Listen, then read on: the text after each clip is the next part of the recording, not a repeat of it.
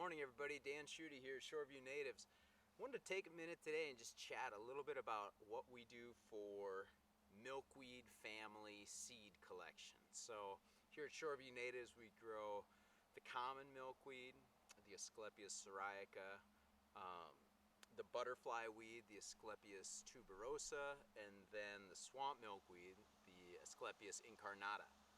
And we collect the pods from all three of them. Folks have probably seen milkweed pods before. This is the incarnata, more of a slender pod, stays upright on the plant, and you can grab them off the plant about this time every fall. So the first thing we do after we collect those is we keep them either in a brown paper bag like this so they can dry out, the seed can fully ripen. These swamp milkweed we've just left kind of open on these trays inside of our seed collection space there, and we know it's calm in there, and so nothing's going to disturb them. They can just dry, and I rotate them every once in a while, both in the bag and on these trays, just to make sure that there's no spots inside the big massive pods that are staying too damp or molding or anything like that. So we've been through that drying process with both our butterflyweed and our swamp milkweed. And at the end of that, you've got a pod that's usually slightly cracked open like this with a bunch of brown seeds in it that are all attached to fluff. So that's a good example. That's what they all look like at this point. And if you're doing that at a small scale with 3 or 4 pods and you've got those all dried out, the easiest way to get the seed off of the fluff and separated from everything else is to put into like a Tupperware container like this and just shake them around. And what's going to happen is those seeds are going to jostle and bang against the container and the pods and everything else that's in there, and it's going to dislodge it from the fluff, and those are going to sift down to the bottom of the container, and I'll show you what I mean. So I've got this, I'm just going to give it a shake.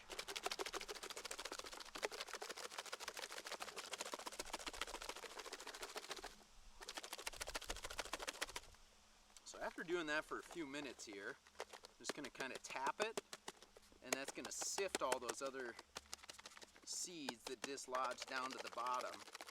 And the one issue we've seen with doing this is as you're doing that, all the fluff kind of expands in there, and it's almost like packing peanuts or something. They just hold everything in place so the stuff can't jostle as much. So we're going to take the top off of this, and I'll show you what I mean by that. You can see, as we start doing this, most of the fluff doesn't, you get a few seeds off of there, and if I didn't want that to happen, I could have used a bigger container so there was more room. But just for this purpose of this video, I think you'll get the idea. Let's say I used a bigger container, or I used a few less pods in this one. I am going to harvest those seeds, so I'm going to put them back with the master batch here. But right there, got probably 100 little butterflyweed seeds that are all ready to go into a Ziploc bag, and then kind of a holding pattern here for a few months. So that's small scale seed collection off of butterfly family plants. If you've got a heavy duty brown paper bag, we've also had success just folding the top of these bags over or holding it like this and then just shaking it around quite a bit, and the same thing's happening in there. The one problem is these seams on the bottom of these bags can sometimes split open. You can lose some seeds, or if there's a particularly pokey pod in there, it can jam a hole through your bag and you wind up losing seeds. So the other alternative, I'll turn here to our swamp milkweed stash. Here, these are all swamp milkweed pods. I know they're all really well dried. And we're going to do this same exact process, but instead of using a Tupperware container, we'll use this bigger like storage container here and go through the same thing. So we'll take our swamp milkweed pods, again they're all dry, they've been hanging out for a week or so, put them down in there, and then I'll go ahead and make sure this is on nice and tight, and then I'll do the same thing. I'm just going to shake it up for a few minutes and we'll show you what we got inside. So.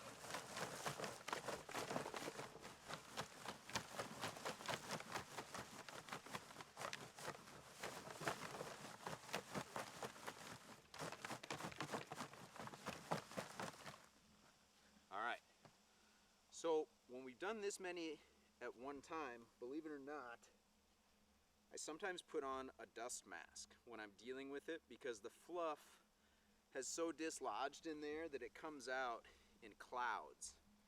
And it's not really that fun to get in your nasal cavity. So I'm going to put this on. I'm not going to do a lot of talking here, but we can get a few shots of just what's going on in here and then how we separate that, that fluff from the seed.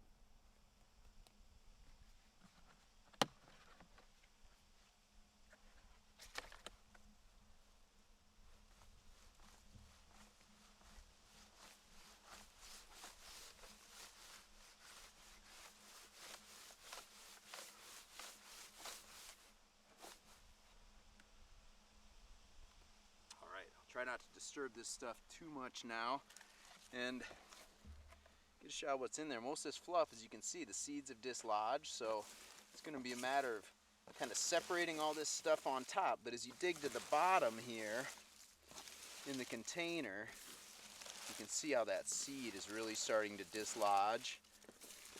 And if I were just to remove all this stuff, we've obviously got more seeds in there. I want to harvest it a little more fully. But you're going to be just left with a nice little stockpile of clean swamp milkweed seeds.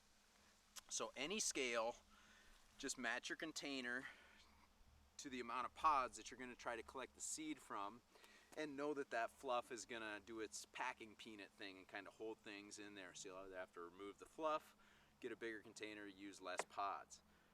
Let them dry out first, put them in the container, shake them, get rid of everything else, and that's all you got to do just to get a boatload of seeds off of some of these pods. So go find a few pods and see if you can separate those seeds out, and we'll show you how to grow them in the spring.